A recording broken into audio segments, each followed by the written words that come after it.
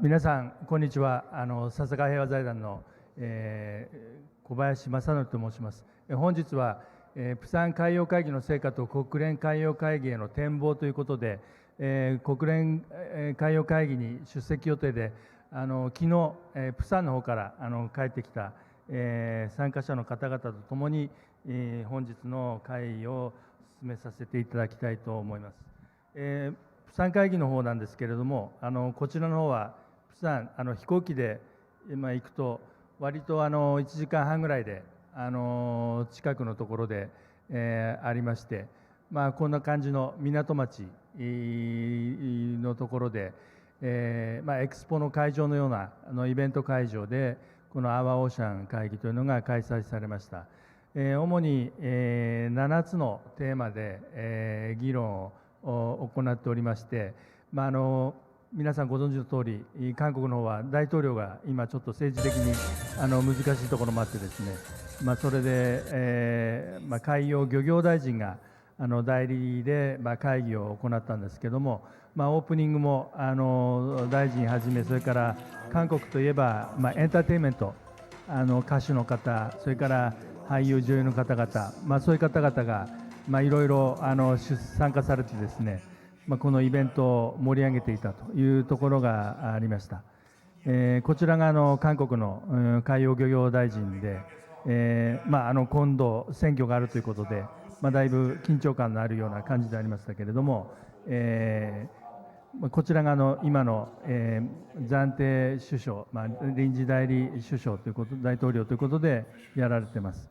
からこちらが国連の、事務総長海洋特使ピーター・トムソン氏で、韓国の女優さんもですね登場して、海に関する、詩の朗読をされていたというところが、ありました。韓国の方々と喋ってて、なんか BTS は来て歌を歌うのかなんていう話したんですけども、なかなかそこまでの予算は確保できないからみたいなことで話はしていましたが、こういった形で、海に関わる人たちの、声をぜひ世界の人たちと共有しようということで、皆さんご存知か韓国も海女の文化がありまして、女性の方々が海中に潜って、アワビとかサザエなんかを捕獲する、そういった伝統文化があって、こういう人たちも会議に参加していました。日本の海女の方々との交流もあるようで、こんな形で海女の方々が歌を歌ったりというようなこともされていました。海女の方々も自分たち一人では、潜らないんだということで、みんなで協力してやっていたということです。もう一つ、この私たちの海洋会議の事務局をワールドリソースインスティテュートという、ワシントン DC にある研究機関の事務局がありまして、そこで、この会議の事務局機能を果たしています。で、今映ってたのがフィリピンの若手の活動家、実務家の人で、この人もこの会に出て、自分が子供の頃育った海が、プラスチックごみでいっぱいになっているということを訴えてました。またこちらはサンゴの保全を取り組んでいる団体の人たちで、やはり海水温が上昇してしまうことで、海水温がの上昇が、サンゴをはじめとする海洋生物や悪影響を及ぼしているというようなことも言われていました。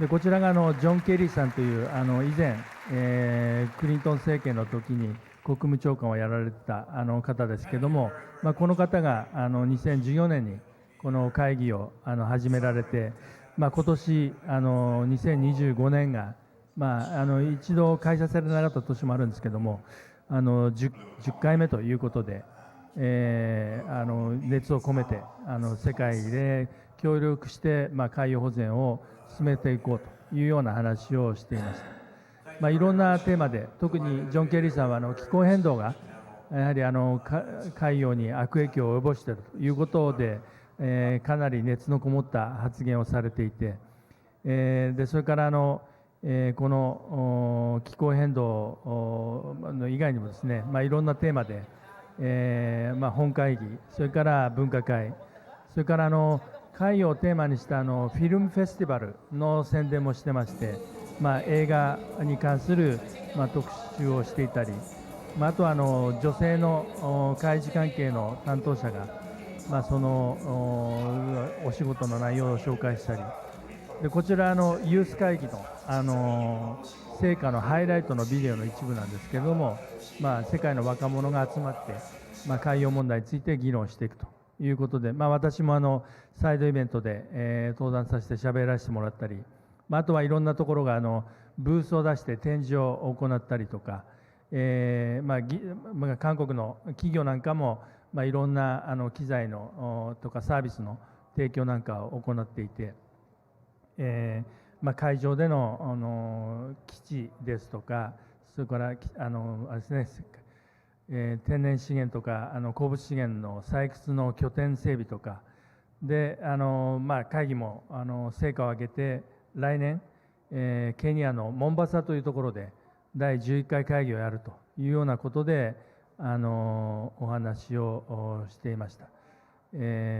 I am just speaking in Japanese, but basically I'm just trying to show the highlight of our ocean conference in Busan.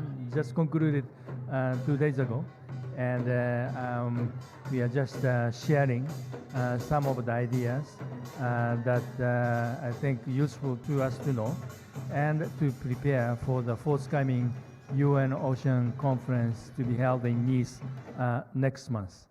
昨日からですね、おとといからAPEC というアジア太平洋、経済協力機構というところが、会議を行っていて、今回はですね、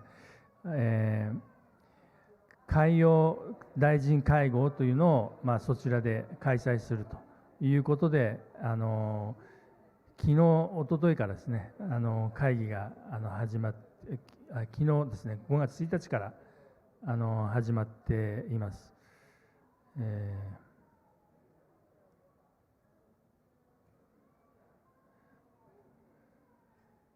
でいくつか紹介すると、2000人ぐらいの海外からの参加者がこの会議に出席して、で、2014年から数えて、10回目ということで、特に重要なテーマとしては、海洋保護区という、海を保全していこうとか、持続可能な漁業、それから海洋汚染対策ですね、プラスチック汚染も含めて、それと気候変動、海水温上昇とか、あと台風の頻発、甚大化とか、そういった問題の影響などについても議論してきています。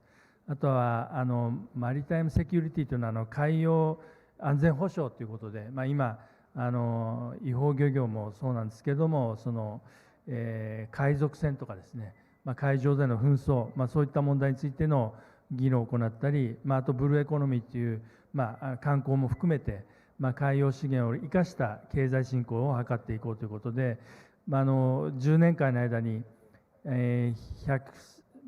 もう1330億ドルに上る、資金の、制約、拠出をしますという宣言が出されてきていて、これが一つの会議の、成果だったと。からリーダーシップサミット、ユースリーダーシップサミットということで、特に20代の若者を中心に、いろいろな議論が進められてきたというのがあります。でこんな形でいろんな国や団体が、海洋の分野での資金供与を表明して、でこれが分野別に見るとですね、やはり気候変動の部分が一番予算が大きい、右側の方がこれは資金の量なんですけれども、なのでマリンポリューションという2番目の左側の図では一番大きくはなってますが、資金の部分では海洋保全が一番大きいということになっています。I'm just explaining what Thensia was explaining in Busan, that the number of the commitment was the largest for the marine plastic pollution, marine pollution control while in terms of the amount of the pledges, the financial resources, climate change was the one that received the largest funding commitment through this our ocean process. いろんな議論があった中で、やはりこの Our Ocean Conference という私たちの海洋会議、重要なのはいろんなステークホルダーが関わるということで、政府関係者だけではなくて、その民間の人たち、NGO の人たちも一緒になって議論できるという、そういう重要な場所だったかなというふうに考えています。あと他に海洋保護区の観点では、今2030年までに30% を保全しようということで取り組んでいるところもあってですね、こんなようなところをどういうふうに保全とそれから持続可能な利用を進めていくかというのも重要な課題になっています。他に先ほどちょっと申し上げた IUU 漁業という、違法無報告無規制漁業というんですけども、これがまだいろんなところで引き続き起こっているところがあって、で特に気候地措置協定っていうの条約があるんですけども、これも大規模な漁業国、隣の中国ですとか、それからインドですとか、いくつかの国がまだ締約国になってないということで、これを国際的に進めていく必要があるということが確認されています。あと今海洋プラスチックごみの対策に関する国際協定の交渉が進められていて、これをできるだけ早く今年中にまとめるということも確認されています。他にも気候変動の分野で、特に海洋の気候変動対策というのはなかなか難しいところがあって、どこまでが気候変動の影響でどこまでが人為的な影響か、そのあたりも十分に見極めながら海洋分野での適用策も進めていかなきゃいけないということも確認されています。でもう一つがやはり地域的にあるいは国際的な協力を進めていく、それからどういうふうに地域の人たちが生計改善を実現できるのか、こういったところも議論されていました。で例えば海洋安全保障の分野については、韓国の女性の船長さんが話をされていて、一つ言われているのがスエズ運河というエジプトのところの運河が今、海賊が頻発してしまって航行ができないような状況になっていて、南アフリカの方を回ってヨーロッパに行くという、そういう航路が取られているということで、これによって航行時間日数が10日ほど増えて、でやはり1航海あたり200万ドル、もう2億円を超えるような燃料費がかかってしまうということで、この海上安全保障をしっかりと確保していくということが、物理コストを下げるだけではなくて、基本的には海事分野での温室効果ガスの排出抑制にもつながるんだというようなことが確認されています。So I briefly just explained what we have discussed in Busan, and from here I'm very pleased to show some of the messages first that our colleague or our partners wanted to share with us, as they were not able to make it to come over here. Let me just show you two videos from our partners.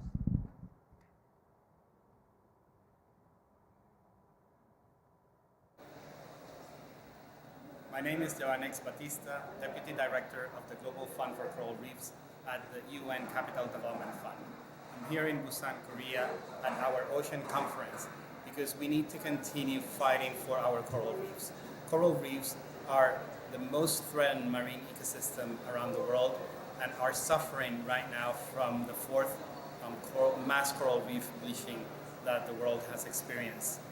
We need to bring real solutions to the table to continue to ensure that the most resilient reefs around the world can stand the fight. And that's what the Coral Reef does together with partners like ICRI. We're building reef-positive solutions, which are solutions that lower the drivers of degradation of coral reefs so that they have a better chance to withstand climate change. We do this by unlocking private and public sector resources that help us build responsible businesses with the reefs in the ocean space, like sustainable fisheries, sustainable aquaculture, mariculture, sustainable coastal development through work on ecotourism, and also improving how businesses can better manage waste and wastewater and solid waste as well, which are one of the key drivers of coral reef degradation. We also know that to do this, we need to work in partnership. That's why we partner with organizations like the International Coral Reef Initiative, ICRI, who have stand hand in hand with us in this fight and are helping us to build a global coalition to make sure that reefs continue to be delivering ecosystem services now and into the future. Thank you.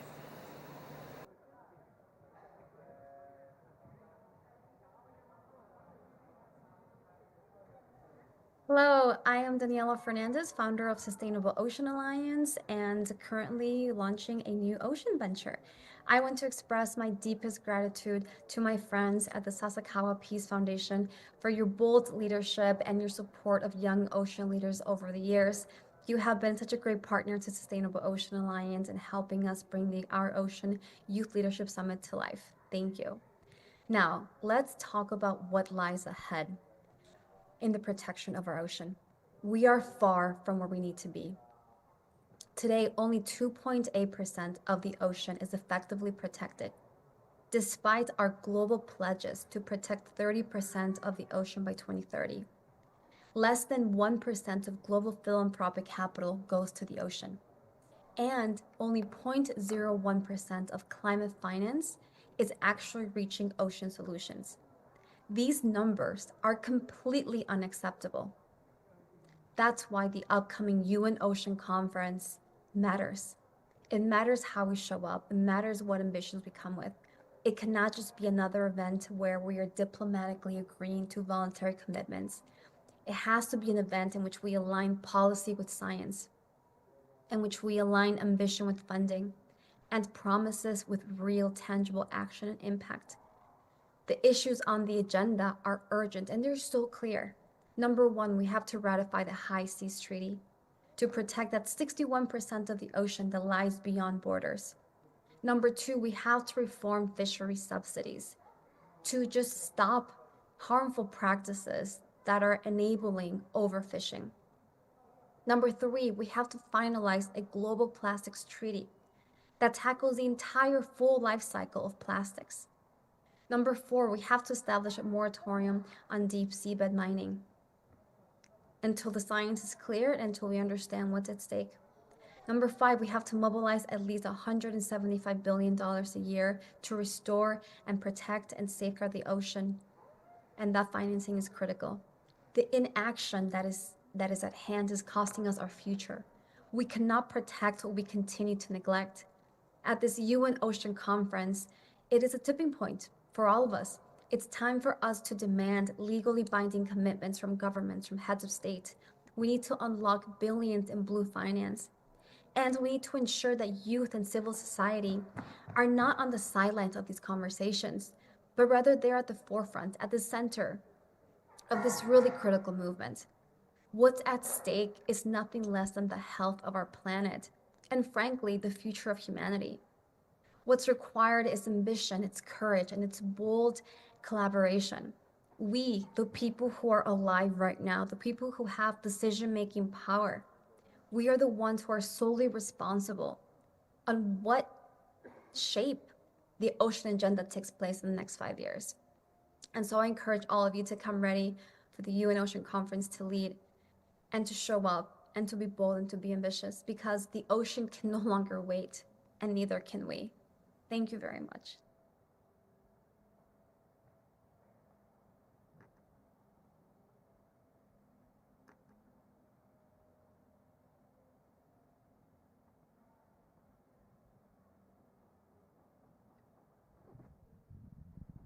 So with this, I would like to invite four distinguished panelists I'd like to introduce Minister, His Excellency Minister Stephen Victor, Minister for Agriculture, Fisheries, Environment, Republic of Palau. Please proceed to the stage as well. And then next, I'd like to invite Dr. Kirapati Ramakrishna. He's the director of the Marine Policy Center and Presidential Advisor, Ocean Climate Policy of the Woods Hole Oceanographic Institutions. And then next, I'd like to invite Mr. Torsten Thiel.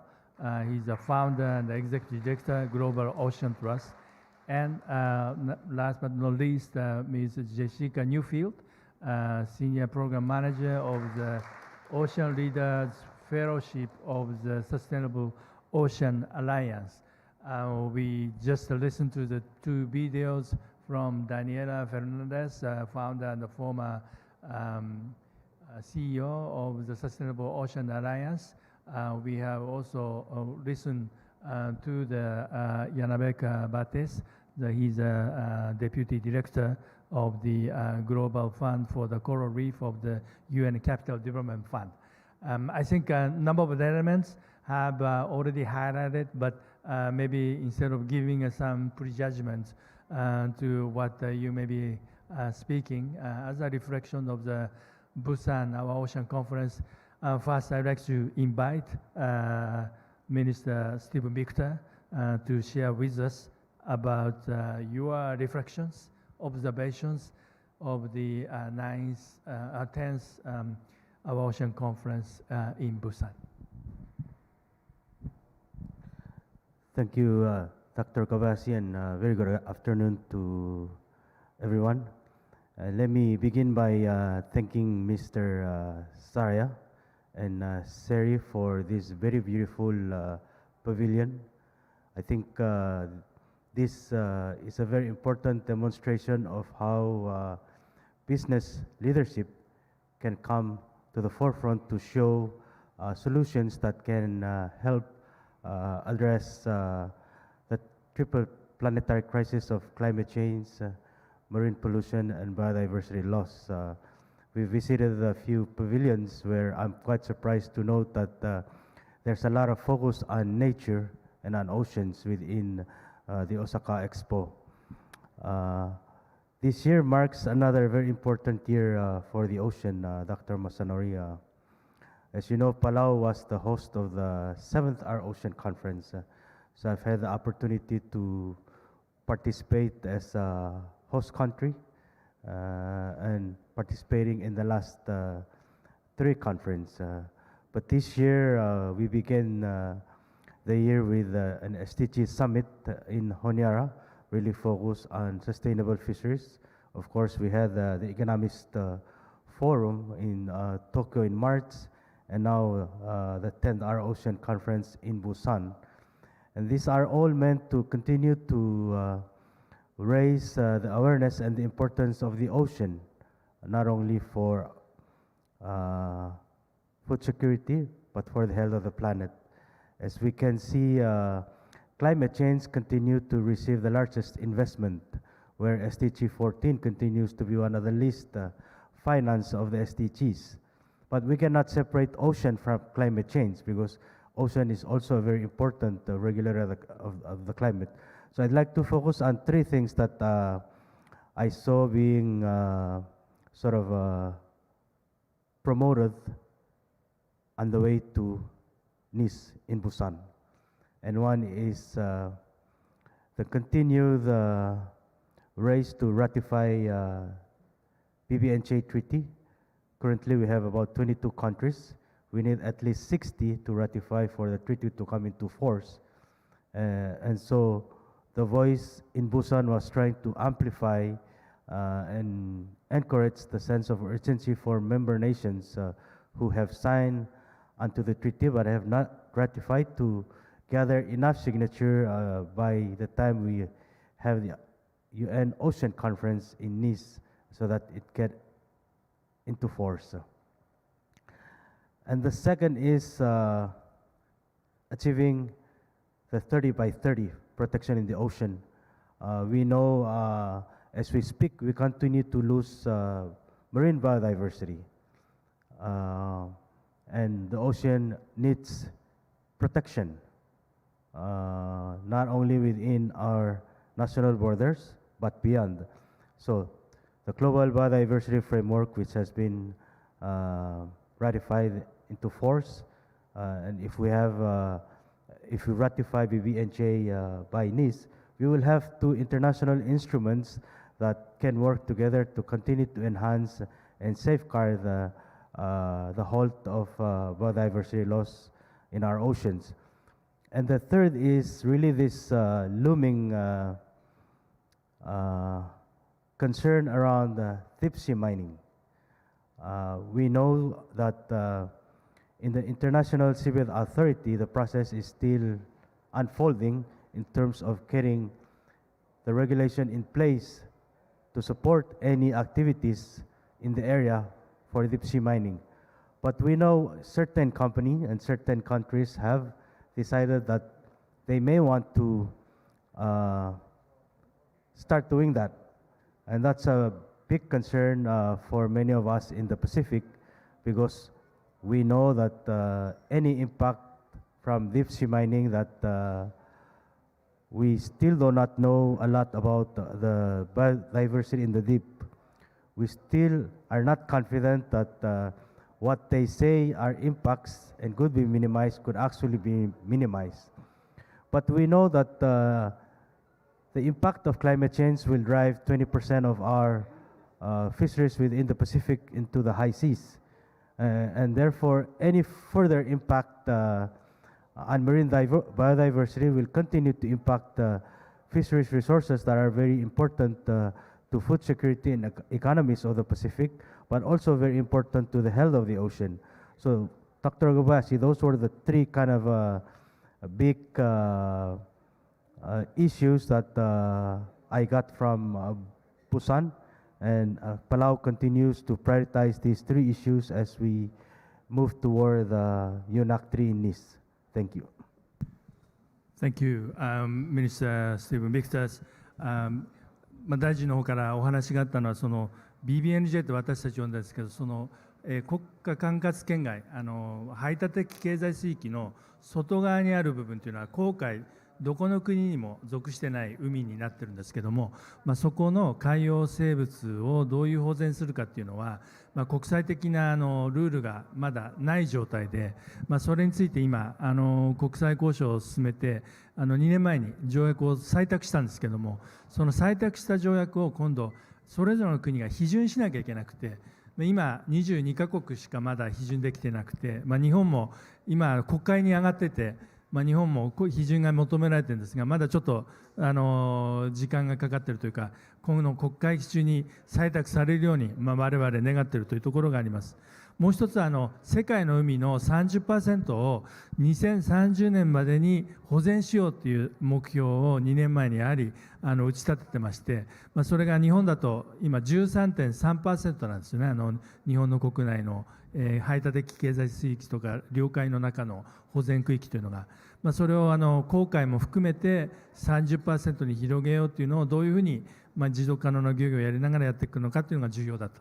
で最後もう一つ大臣が強調されたのは航海の海底部分にある地下資源がありまして、そのマンガンとかですね、ニッケルとかで、そういったものを採掘するには国際海底機構という、またこれも国連の機関があるんですが、そこの承認を得ると採掘できるんですが、今まだ海底にある生物の状況というのは分からない状況なので、パラオとかフィジーとか特に島国の方々はもうちょっと慎重に考えた方がよくて、採掘は先延ばしにした方がいいんじゃないかということで、今島しょ国の中でも一部の国がそれ早くやりたいと言ってるんですが、パラオ、フィジー、それからドイツとかフランスなんかも含めて、もうちょっと航海での鉱物資源採掘は保留した方がいいんじゃないか、猶予した方がいいんじゃないかというようなことが議論になっている、この辺を注目されているということでした。So thank you, Minister Victor.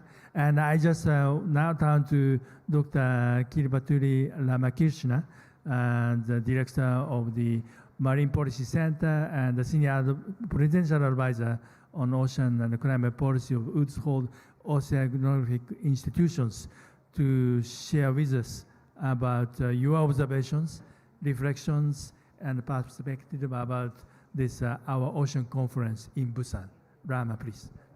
Thank you very much, Mr. Kobayashi.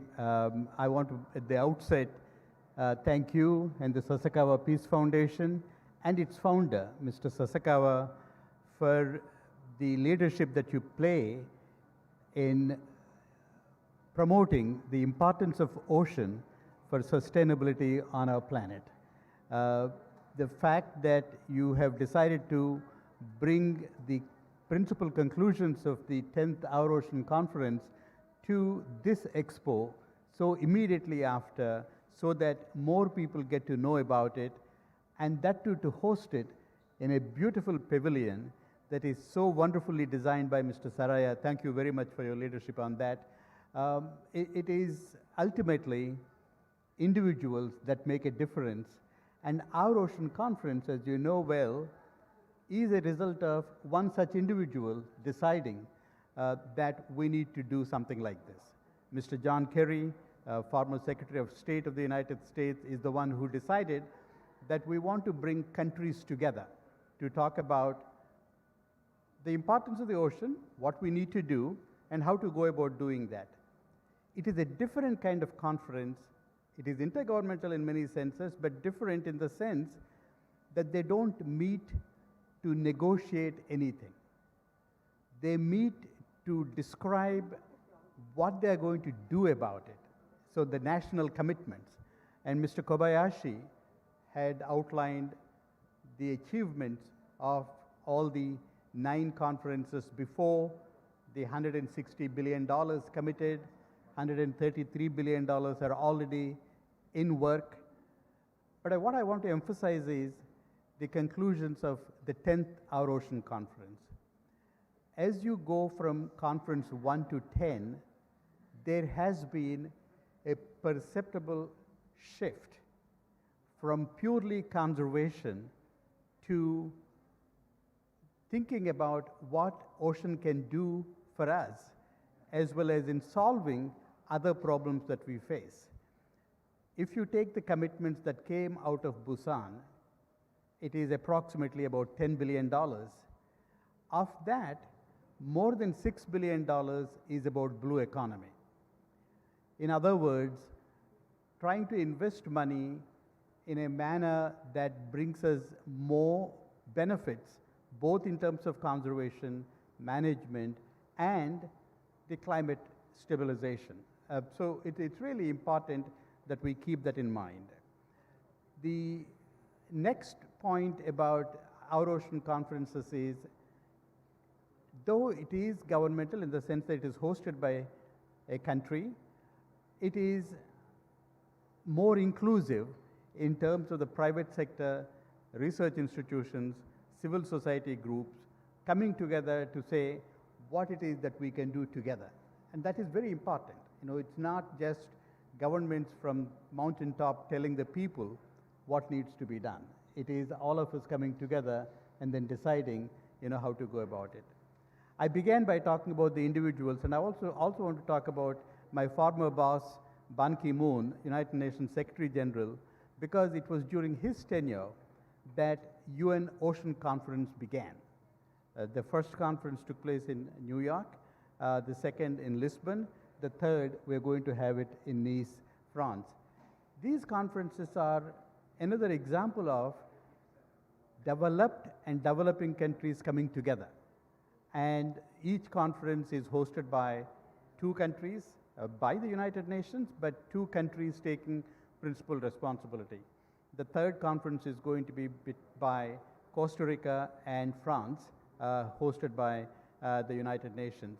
So I think, Masa, we will have an opportunity to talk about UNOC separately, correct? So I just want to say that what our Ocean Conference in Busan had told us is that what it gave us is a renewed hope that, challenging as may be the problems that we confront, that by working together, by coming together, by putting money where our mouth is, we would be able to make progress, and I think sends a very strong signal to the Intergovernmental Conference, the United Nations Conference on Ocean to take place next month. So I'll stop there. Thank you. Okay, thank you, Rama, for really describing the historical development of this ocean initiatives.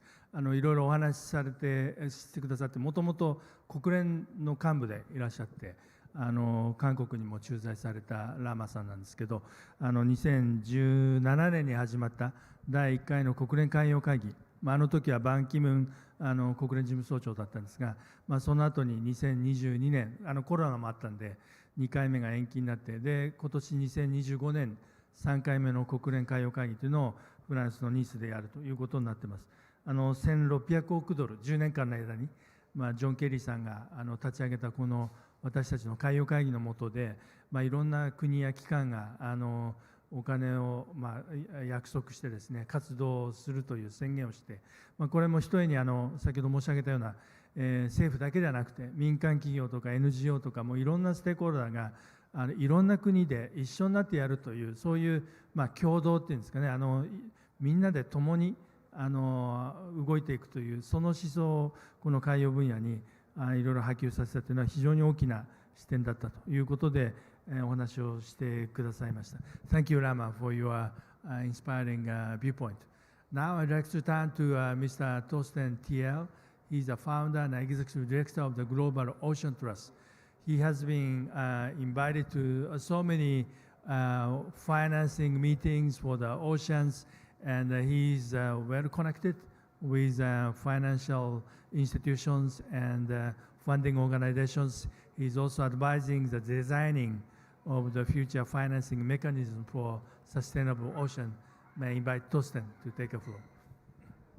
Thank you very much, and it's an honor and a pleasure to be here and be surrounded this impressive building that shows us that sustainable materials are the future.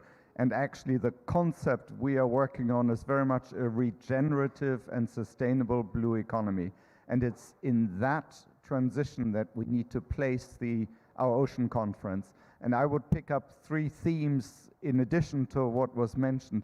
The first theme is one of accountability, because we now have a report for the first time that covers all the commitments made in the past. And so the WRI, as secretariat of the conference, has produced a report, and I would recommend to all of you to have a look at that report, because it gives a good overview what this approach that is based on commitments and on engagement has already delivered.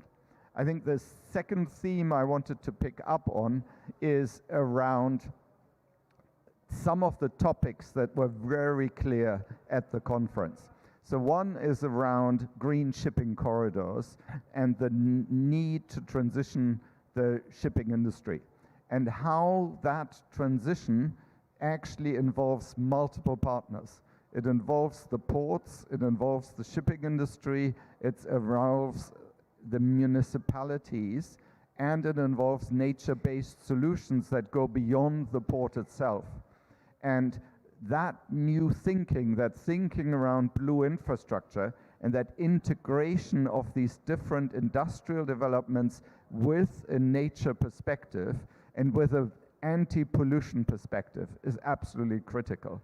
And that was a really important topic.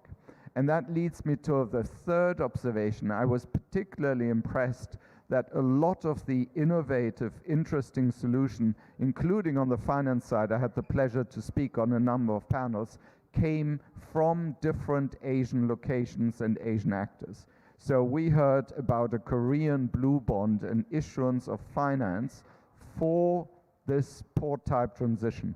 We heard about how fisheries can use parametric insurance solutions to support small fisher folk in the context of cyclones and other disturbances. And this was presented by the Philippines. And we heard about how marine protection can be expanded through new technologies as well as through a public-private partnership engagement. where private actors help to improve the management and the facilities around the protected area, and thereby allow that area to be seen by tourists in a responsible way. And that effort in itself is innovative, but what was particularly innovative is within that effort of the Blue Alliance, they already have their own financing instrument. They have impact bonds that are targeting that space. So it's that integration that made the conference so meaningful. The strength of different solutions, that strength of focus on Asia and the Pacific, and that commitment to accountability and to looking forward. I think it'll be really important that we use the opportunity moving from this Our Ocean conference through UNOC and then to the next one to engage in even broader group of constituents around it. And that is why having the next conference in Kenya is a really important step, because in the African continent there's a lot of engagement, there's a lot of activity. We need to help that transition to work because it's a very important part of the emerging new sustainable planet. Thank you. Thank you, トシさん。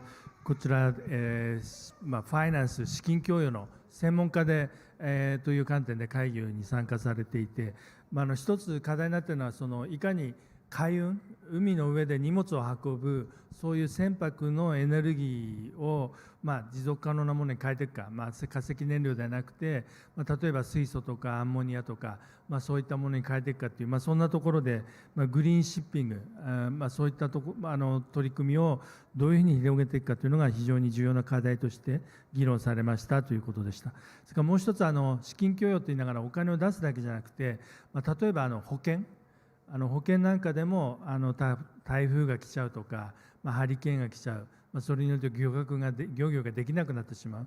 で、漁業ができないときに収入が得られない。で、収入がなくなった時の収入補填をどういうふうにするのか、そういった面での保険の制度をどういうふうに充実させていくかというのも議論されたということでした。で、やはり海運もそうですし、漁業もそうですけども、世界中の活動ですので、そういう意味ではアジアがやっていればいいとかヨーロッパがやっていればいいということではなくて、アフリカとか、そういった国も関与させていかなきゃいけなくて、その意味でこのプサン会議、来年はケニアのモンバサでやるってちょっとお伝えしましたけども、そのモンバサでやるこの会議の重要性も非常に高まっているというようなお話をしてくださいました。Thank you, Tosen, for your ideas and inspirations. Now I would like to turn to Ms. Jessica Newfield.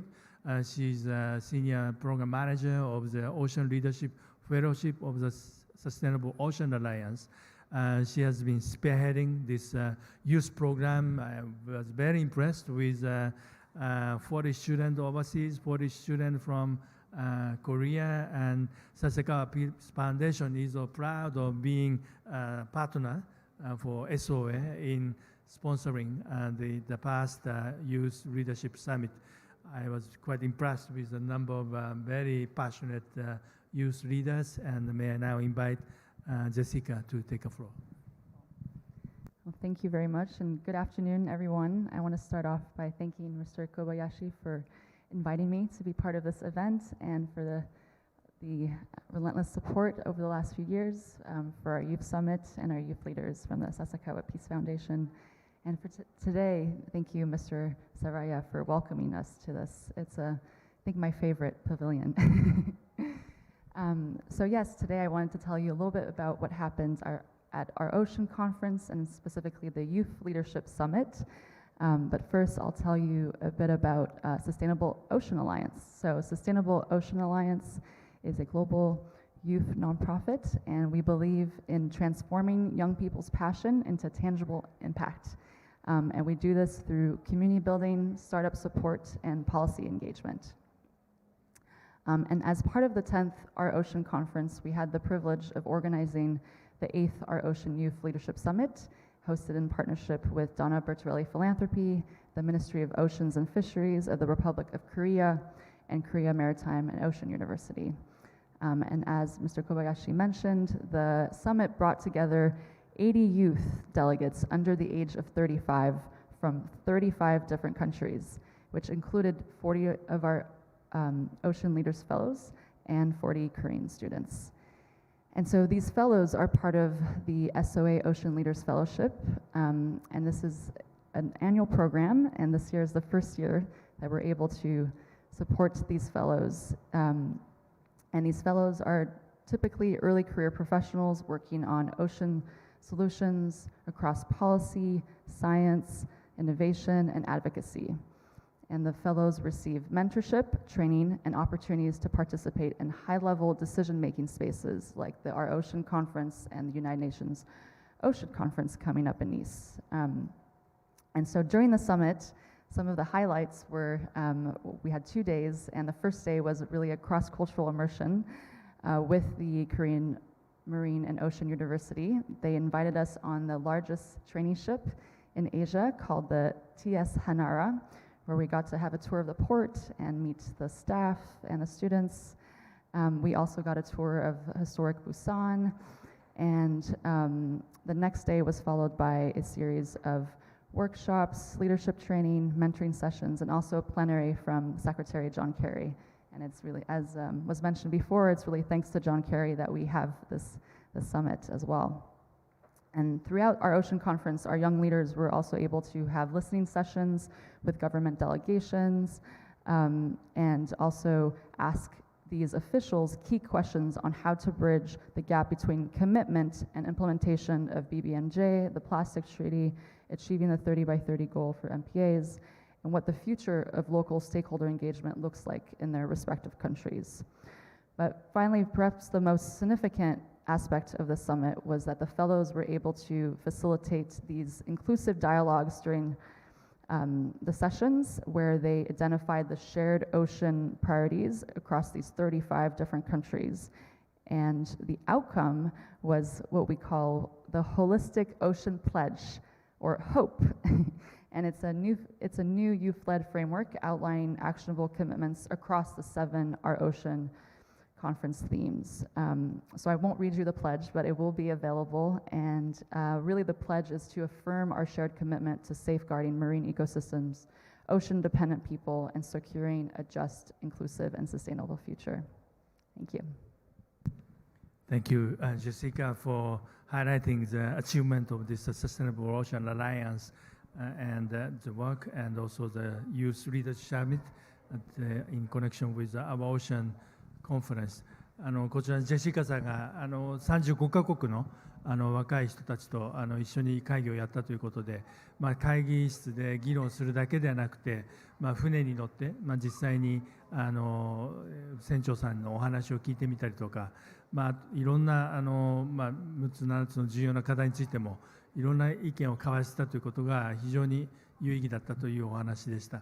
私自身もユースの人たちといろいろお話したんですけども、彼らは本当に若いので率直な話をしてくれて、いろんな見方で自分の国、それからアフリカなりアジアなり地域のこと、それから国際情勢を見ていて、そういう若い人たちがこれからどんどんまた活躍していることを願っていて、私もユースの人たちの前でお話したときに、もう何十年も前に私自身もユースの会議に出たことがあって、そういう著名な人に向かって質問した経験とかが、今になってちょっと役立っているのかななんていうこともお話をしたりしました。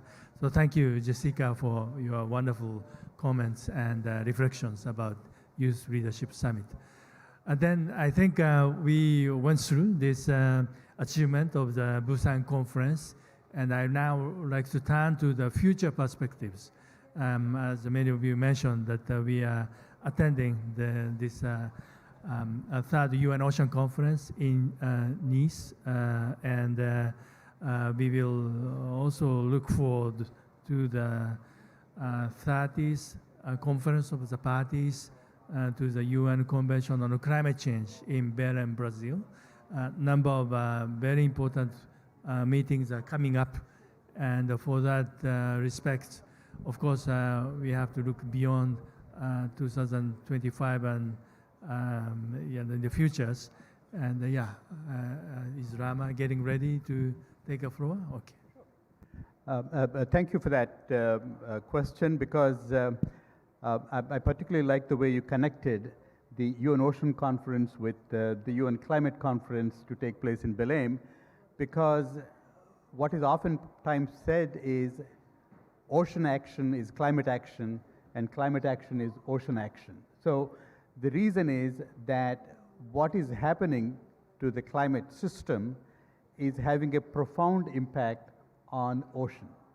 And we have seen this also between UN Ocean Conference in New York, UN Ocean Conference in Lisbon, and now moving to Nice. There has been an increased interest and focus on climate in the Lisbon Conference, and even more it is going to be in Nice. As you know, particularly with your support, the Sasakawa Peace Foundation support, we brought the ocean issues, not as impressive as you, Mr. Saraya, but we have brought ocean issues to the climate negotiations, starting with Sharm el-Sheikh. We built an ocean pavilion and brought lots of partners to emphasize the connection between climate action and ocean action. And we have been making progress on that. So one of the key things that you're going to see in UN Ocean Conference in Nice is that part of it. The reason you do that is the changes that are taking place in the ocean because of climate change are having profound impacts on island states, on coastal states, on low-lying states. It's not just the poorer countries, but even the rich countries are suffering. What is happening because of climate change, the ice sheet in Greenland melting is having coastal water levels increasing in Massachusetts, where I come from. Because of climate warming, what you see in Florida, the temperature where people generally go to beach to swim is now about 101, 102 degrees Fahrenheit. So this is not normal, and it is not sustainable, either for marine life or for human beings that depend on it, or for the fishers that depend on artisanal fishing and so on and so forth. So the connection is the important part, and that is taking place in a very impressive range of activities. The first one is the Science Congress, One Ocean Science Congress, that is going to attract about 2,000 scientists from around the world coming and talking about all the various aspects that all of us on this panel are talking about, all that has been talked about in Busan and more. They're going to present the latest scientific findings. And then we go to the Blue Economy Finance Forum that Torsten is playing a leadership role in, that talks about the blue economy. I talked about how the Busan Our Ocean Conference pledges, if you look at the commitments, are focused so much on blue economy. And so they're going to talk about it. And again, as you said, Mr. Saraya, that needs to be sustainable. It cannot be that we take whatever mistakes that we made on land onto the sea. We cannot do that. So what the UN Ocean Conference is going to talk about is drawing upon what the scientists are saying in the Science Congress and what the folks like Torsten are talking about in the BEF, Blue Economy Finance Forum. And in between, you have a one-day devoted to sea level rise and its impact on cities. So all these things will be brought to the UN Ocean Conference. And what the UN Ocean Conference is going to do is bring all of the nations of the world together to say, okay, now that we know all this, what are we going to do about it? Now, the interesting thing to keep in mind is, unfortunately, because of the way the UN operates, most of the decisions that the conference is going to adopt are already in pipeline for a number of months before. So most of the decisions come in draft form for final adoption, but then they would take the conclusions from these various meetings that are taking place just prior to the UN Ocean Conference, and then will have a profound impact on the final decisions that the parties will take. what we need to do is not stop there. We need to take these conclusions straight to Belém and through the process in between, including the meeting of the subsidiary bodies that is going to take place in Bonn, and say, okay, how do we make these connections? And then that is really, really vitally important from my point of view, because otherwise these become decisions taken in silos without having connections to other important fora. So we need to do that, and what we hope to do is to have again Ocean Pavilion in Belém, and again with the partners that we have already developed and more that are coming in our way, to make sure that the decisions coming out of the UN Ocean Conference are taken to climate, and then of course to other fora like biodiversity and the International Seabed Authority and items like that. So the UN Ocean Conference is vitally important, and it needs engagement, and particularly I was pleased to hear Jessica talk about the youth engagement. In 2012, when we were in Rio for the UN conference, Ban Ki-moon, the then Secretary General, said it best. He said, we should stop calling youth the leaders of tomorrow, because they are leaders today. And when you see the Busan conference and the youth participation that was there, it is clear as can be, because the future belongs to them. They have a vital stake in this, and so they are working on it, and so we need to really think about how to not only engage them, but to get these messages straight to them so that they, when they become really decision makers with finance, with politics, and with other things, are able to implement those things. So all these conferences are important, but we start with UN Ocean Conference and move on from there. Thank you. Thank you, Rama. And ラマ所長の方がいろいろお話しくださったのは気候変動と海洋の関係の話で、やはりこの海洋が気候変動の影響を受けると、もちろんその先進国だけではなくて、途上国だけでなくて先進国、両方影響を受けるんだということで、これを国際的な取り組みでしっかりやっていくことが重要でしょうと。それからニースの会議が6月にあるということをお話ししましたけれども、これから11月にブラジルのベレムで気候変動の会議がありまして、そういうところにニースの成果をどういうふうにつなげていくのか、で私たちもそこで有料事例を紹介できるようにということで工夫はしてますけれども、こういった時もその会議をごとに積み重ねていって、良い政策を作り上げていく、それに向かって我々協力をしていくことが重要だろうと。もう一つユースについてもお話しくださって、ユースというのは未来のリーダーだということで、その若手の人たちもうまく交えてですね、こういう取り組みを広く積極的に進めていきたいというようなお話でした。Thank you, Rama, for your remarks as well. So, Tosen, are you getting ready? Thank you very much. And to follow on from some of these points, give you 3 concrete examples for each one of these aspects that were mentioned. So for the Ocean Rise Coalition, which is the meeting of the cities to discuss the impacts of sea level rise and coastal resilience investment, we prepared a paper under the title of Managed Retreat.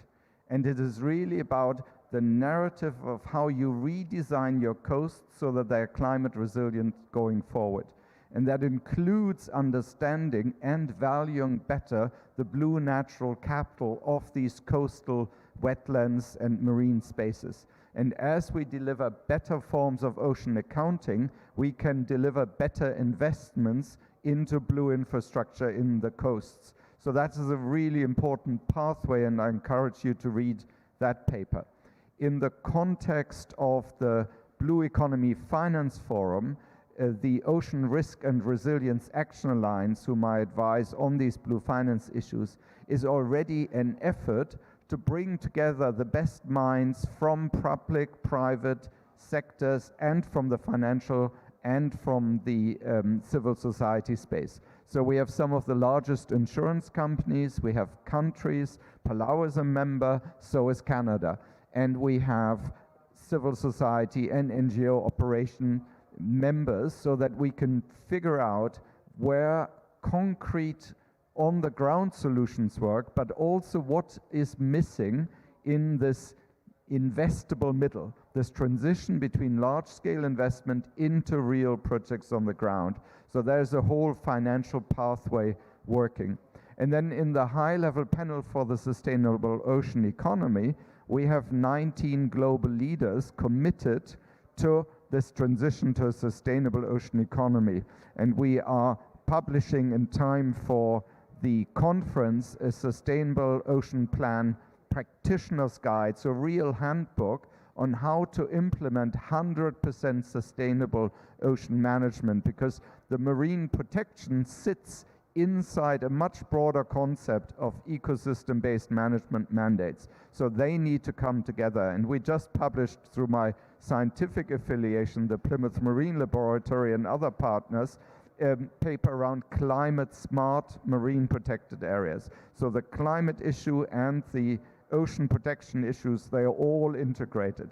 So whilst we have the UN Ocean Conference as this negotiated framework, on the substantive points there is significant progress being made, and then we need to take it into these next steps. We heard about BILEM.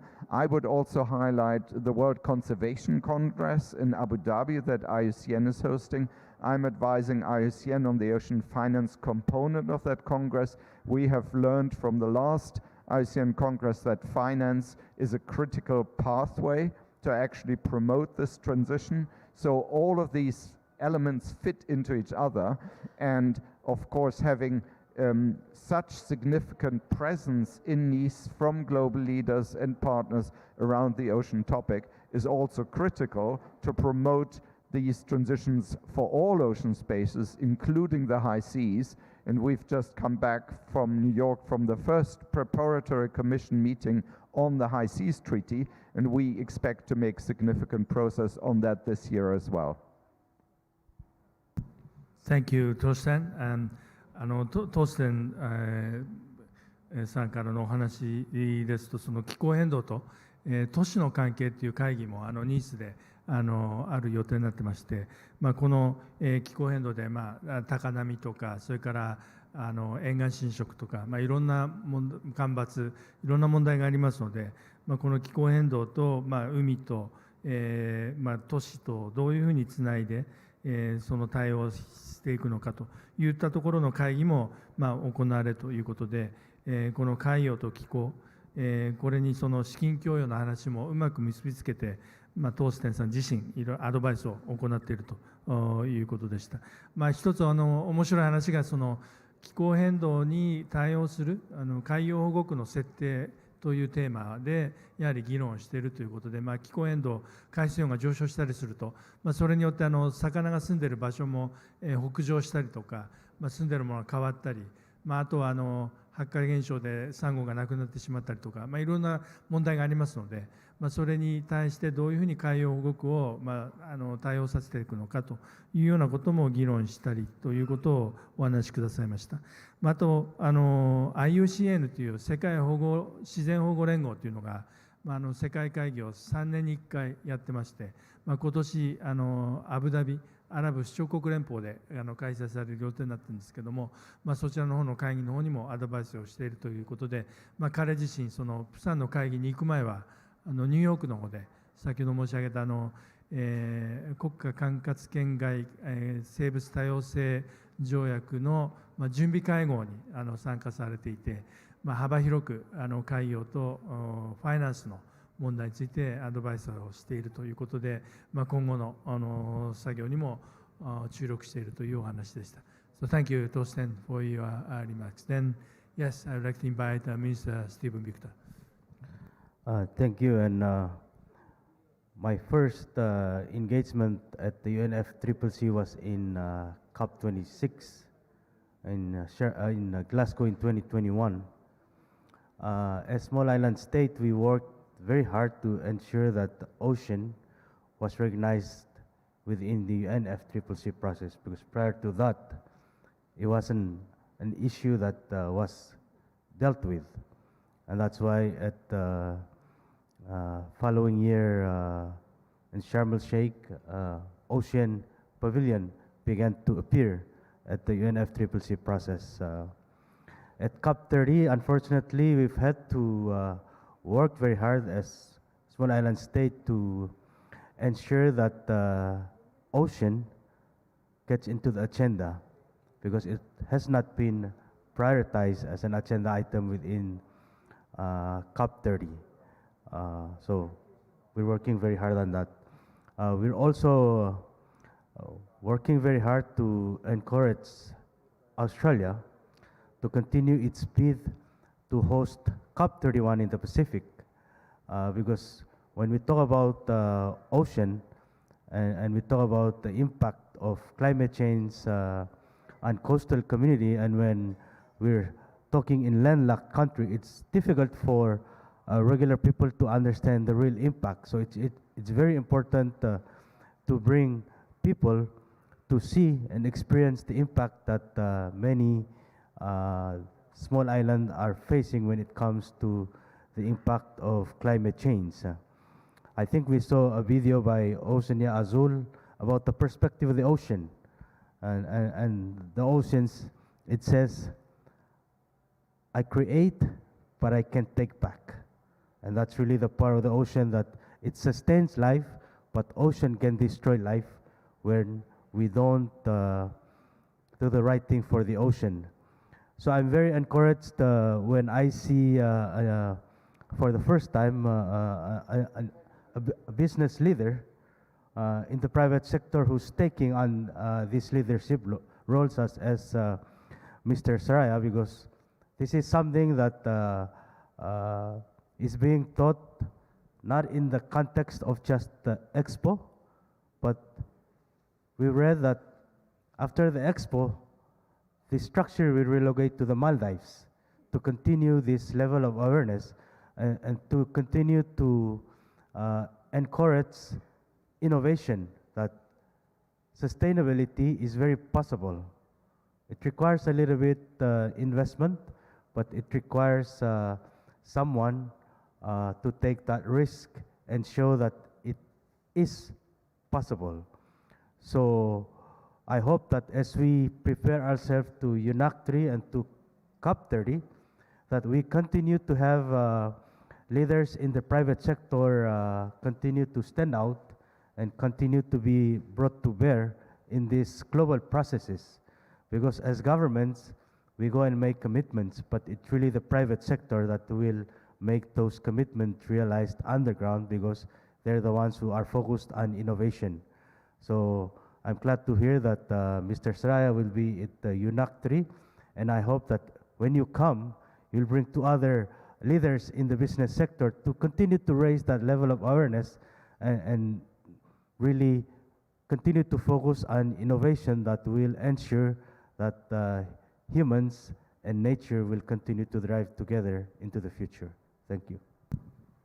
Thank you, Minister Victor. And ビクター大臣の方からその2021年にグラスゴーで気候変動の会議があって、その時にこの島しょ国の問題というのを大きく取り上げて、今年30回目の会議がありますけれども、スティーブン・ビクター大臣としては今オーストラリアが将来的に気候変動の会議をやりたいと言ってまして、太平洋島しょ国の問題を国際的に打ち出していくという意味では、この会議を太平洋オセアニアでやるというのが重要で、そういう意味ではオーストラリアが将来的にこの気候変動条約の会議を開催してくれるのを非常に期待を持っているという話でした。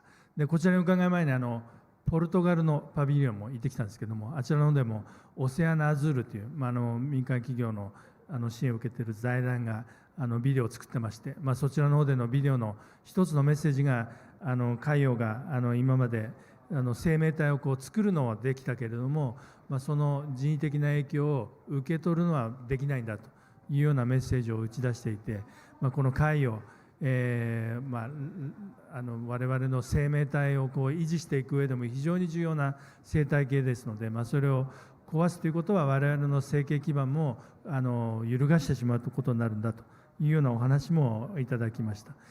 サイラヤ社長のリーダーシップの下で、このブルーオーシャンドームが立派に運営され、いろんな議論ができていると非常に嬉しく思っているということと、ぜひニースの会議に来月いらっしゃるときには、他の産業界のリーダーの方々ともご一緒いただいて、ぜひ産業界がこの海洋保全、気候変動対策に力を合わせて協力してくださることを非常に願ってますというようなお話でした。Thank you, Minister Victor, for your remarks as well. Now, may I invite Jessica to take a floor on this future perspective for NIS and beyond. Yes, thank you. So as we look to UNOC in just basically a month, I think we are presented with both a responsibility and an opportunity to ensure that this gathering does more than produce just promises. As Mr. Ramakrishna said, it must amplify the solutions and voices that have often been left out of the negotiating room, such as youth voices. And that's why at Sustainable Ocean Alliance, we are building on the momentum from Busan to Nice by launching a global wave of youth citizen dialogues. And so later in May, we'll be hosting over 30 decentralized dialogues that will then come together and provide their recommendations to the negotiators in Nice. And this will then be brought to other youth organizations, and they will be providing inputs, and the final product will be a collective Youth Ocean Manifesto that synthesizes the policy recommendations and local insights and lived experiences of different youth populations around the world. So I'm very excited about that. But beyond this manifesto, we really want this to be a starting point for implementation, because participation is not presence alone, it's also influence. And so if we're going to be serious about achieving a sustainable ocean, then we must be serious about transforming who gets to sit at the decision-making table and how these people are empowered to shape decisions. So a few things that come to mind to make that happen for youth to be included in these processes is to create formal entry points for youth and other underrepresented groups. And that can be in the form of seats on national delegations that get to go to these conferences. That can mean also that youth get to co-moderate sessions, and that there are clear feedback mechanisms in place where youth are actually advising leaders on decisions. Another way of ensuring more youth voices is ensuring that there's funding and visa access so that brilliant voices from the Global South, small island states, and marginalized communities aren't excluded by barriers that other nationalities might not face. And lastly, another way of ensuring this is embedding participatory methods like reverse mentoring. You can have citizen assemblies and open dialogues.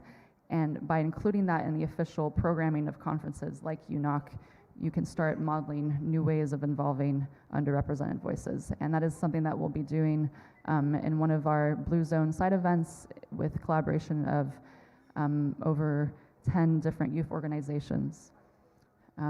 So at UNOC, we will be sending a delegation of 60 young ocean leaders, including our fellows, and we are the official umbrella organization for the youth voice at UNOC. So we're very excited about not just being observers, but also being contributors and being able to collaborate in bilateral sessions and really contribute to the outcomes of the Nice agreement.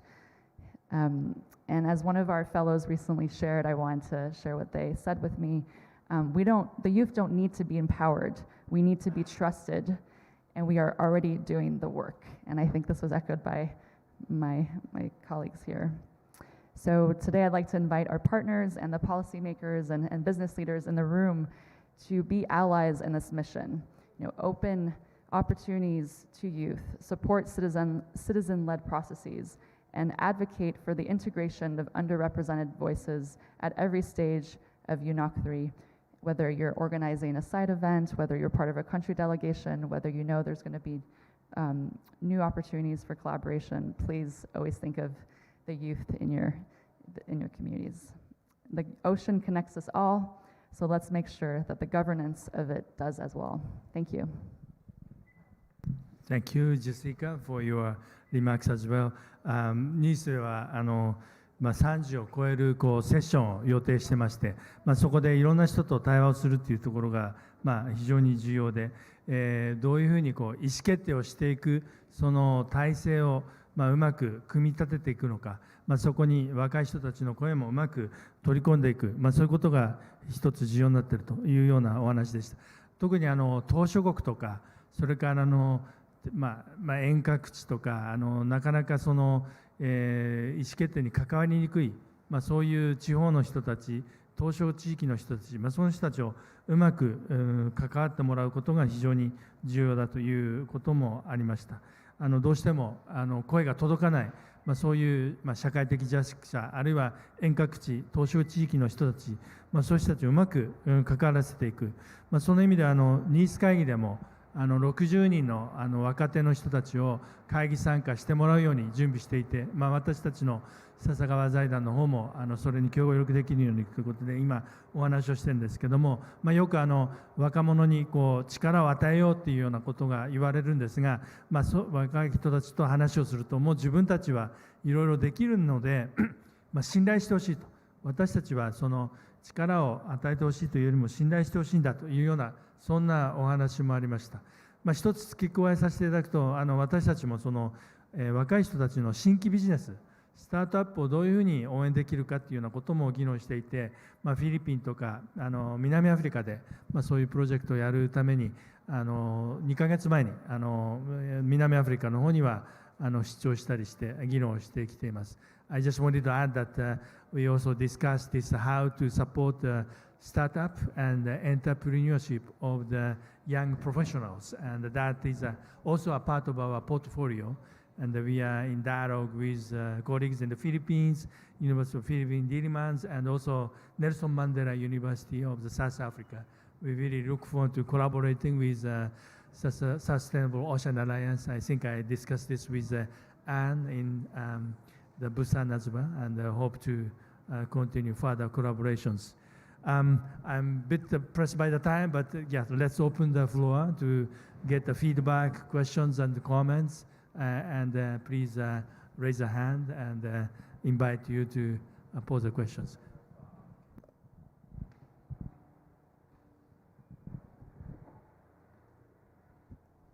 Hello, good afternoon. Hi, my name is Tilma Komaling. I'm from Tuna Consortium.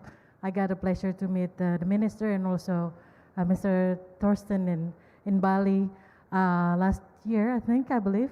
So I'm just curious because all of you, and I think Rama also mentioned about the being inclusive. It's always, the idea is always being inclusive. But the reason, my question is on how. Because there's an initiatives, yes, we gather a dialogue, a very expensive dialogue for the policymakers and also the business leaders, but how to connect it? Like, do you have an approach? What's work?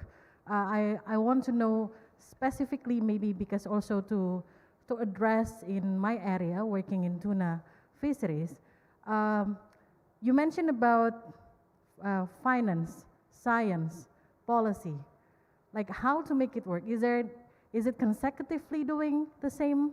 Or I'm sure like the work is different, but like which one first? Please enlighten on this part. Thank you.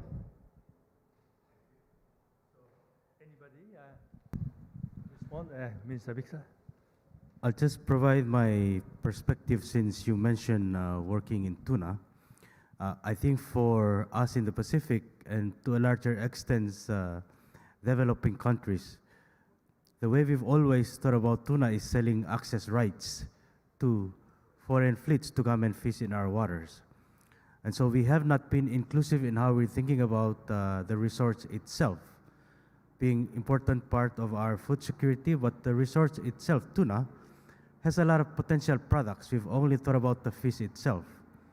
And so inclusivity goes beyond just engaging different people, but goes beyond how we think about value-adding products, how we participate within an industry. For example, Palau, we simply sell rights. But there's a whole opportunity in the value chain for us to develop these SMEs to bring in young people, to bring in women, to bring in others who have not traditionally participated in this sector because it's basically been government to government. So to me, that's an opportunity that we need to expand our thinking beyond what is inclusive, not just, oh, we need to bring in women, to bring in youth so that they can go to the meetings with us.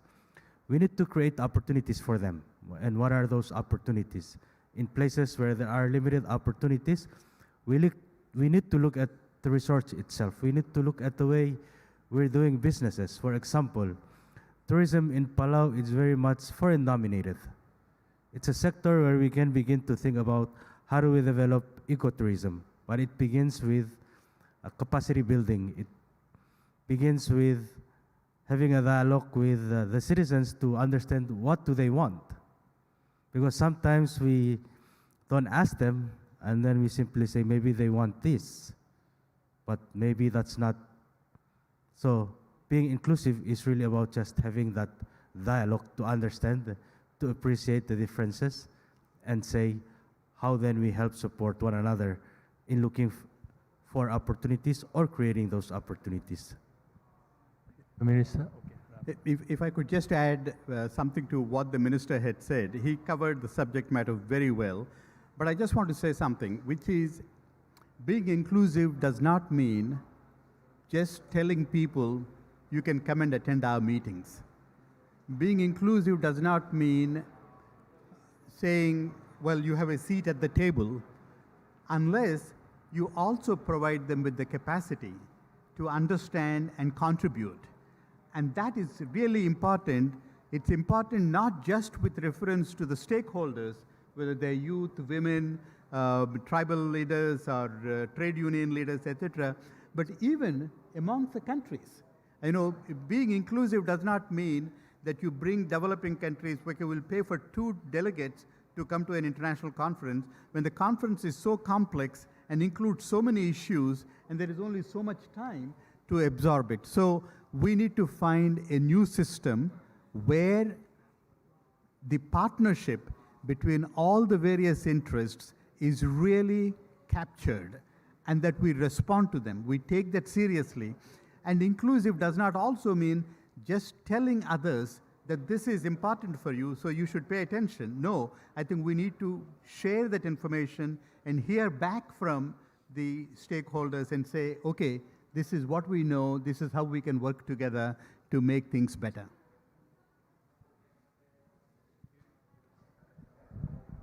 Now, this is from the business side. I want to introduce some of the case that about tuna. Because tuna is now very much controlled by international with the numbers, and then we have lots of tuna now. We will have a Tsushima week next month. Tsushima is famous because of the plastic is floating from China, Indonesia, Philippines, and so on.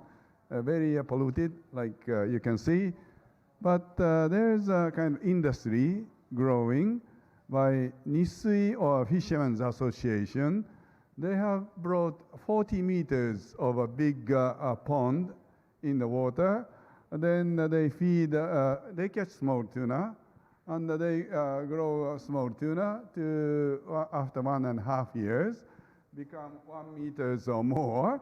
They can ship, because Japanese people are famous for eating tunas. then they can ship to the market upon demands. There's a Kinki University here in Osaka. They grow tuna from egg to a larger tuna, but I think recently we find it is maybe better to catch smaller ones on the business-wise. Then we promote with Nikkei Business Forum, Blue Ocean Forum, and also Blue Ocean Initiative, where Sasagawa Peace Foundation is supporting too. Then the next problem is the kind of feed to tuna, because they use pelagic fish such as sardines, mackerel, or anchovies, but this is just moving proteins. So there's a kind of study to put some vegetable-based protein to the feed that tuna may like. So this is a kind of ongoing Blue Ocean initiatives, because in Blue Ocean initiatives, there are many young people. Okay, I make a kind of watching system by AI, the appetite of the tuna when you feed the pellets into the pond, so that they don't feed too much the feed. So this is a kind of innovation in a way of growing tuna in the ocean. So those things may be moduled, maybe bring it to the other place so that it can grow with your finance by Mr. Tosten. So I think we need to know each other and make some blue innovation or blue economy like this. And Japan, I know I have been to Palau for more than 5 times. Very beautiful without plastic on the beach. They are very keen in collecting them in the land and recycling them. So Palau is one of the rare countries that you can see no plastic on the beach. And they are very, accept the rise of the water temperature, but they keep the environment very strategic. Thank you, Stephen, for your minister's management. But I just want to emphasize that we can do something actually by this. So this is one example that Japan is moving on. Thank you, Mr. Saraya, for your supplementary remarks. 会議に参加するっていうだけじゃなくて、そのビジネスに関わってもらうとか、そういったことが重要で、今度対馬ウィークっていう対馬の話をここでも議論するんですが、対馬のマグロの畜養の話とか、餌をやるのが今一つの課題になっているということで、そのプラスチックの話もパラオの方ではプラスチックがあまりなくきれいな環境を保全しているということで、先月ですね、JAL がチャーター便を直行で飛ばしまして、パラオとの観光もこれからうまく進めていけばいいというふうに我々の方も考えているところであります。他何かご質問、You have anyone? Any comments? Okay, then maybe before we close, okay, one comment.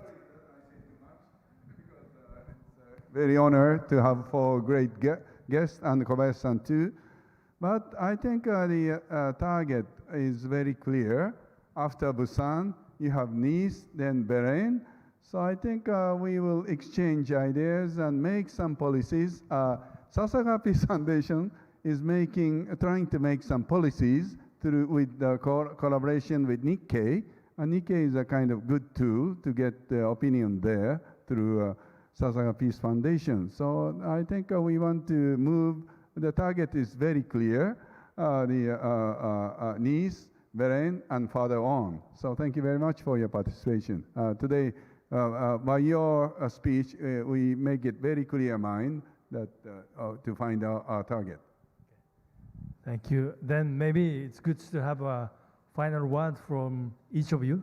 Just one word or one phrase before we conclude this session. Okay, let's start the Tosten from the... I entirely agree. The motto of Busan was our ocean, our action. That's what we're doing now. What he said. I want to talk about individuals and the leadership that they show and the important role that they play. And, we are here because of Mr. Saraya and his vision in having this pavilion. But I want to talk about somebody who is not here, but who is really connecting the dots, whether it is ocean, climate, biodiversity, fisheries, plastics, everything. And then that person is Peter Thompson. He's UN Secretary General Special Envoy on Ocean and formerly President of the UN General Assembly. And watching him and observing the amount of effort that he puts in connecting all these various things is really quite remarkable. I mean, no single individual can do that, but he seemed to be doing that.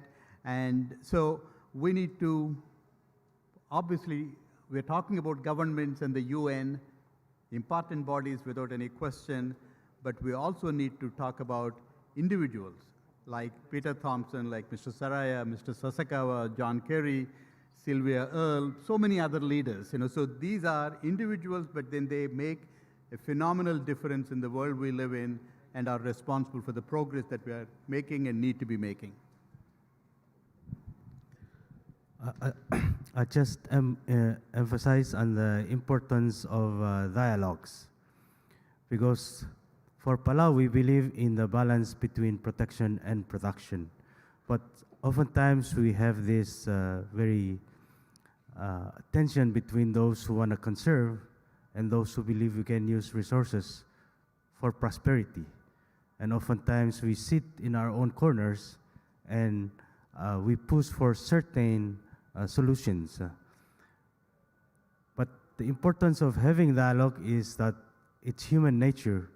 We disagree on things, but we can agree on a common goal.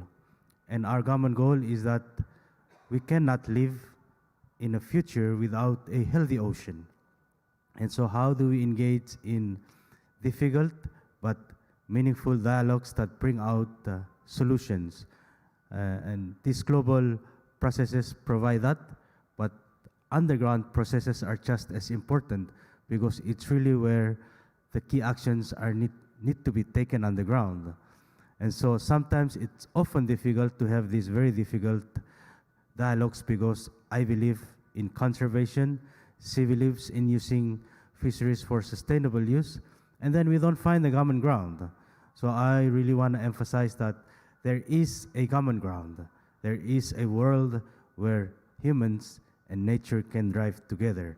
We just need to find that common solution that we can all agree to do. Thank you. Beautifully said. Yeah, just to add to that, I think the importance of participatory governance, which is I think what you're talking about with dialogues, making sure all voices are heard.